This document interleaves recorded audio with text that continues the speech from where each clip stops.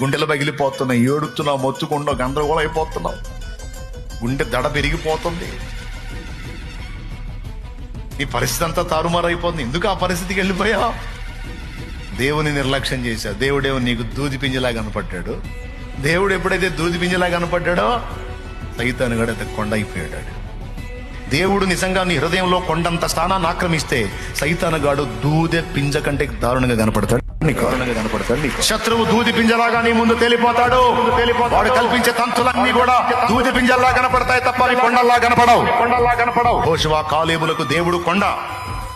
అందుకే శత్రువులను గురించి గొప్పగా మాట్లాడలే. వాళ్ళు ఎంత పొడుగోళ్ళు అయితేనే, ఎంత బలవంతులు అయితేనే, ఎంత ఎత్తర్లు అయితేనే, ఆకాశ మహాకాశాలు పట్టజాలని వాడు నా దేవుడు. నా దేవుడు మనకు తోడై ఉన్నాడు. యెహోవా మన యందు ఆనందించిన ఎడల మనకు తోడై ఉంటాడు. మనకు జయం వచ్చింది. వాళ్ళు మనకు ఆహారం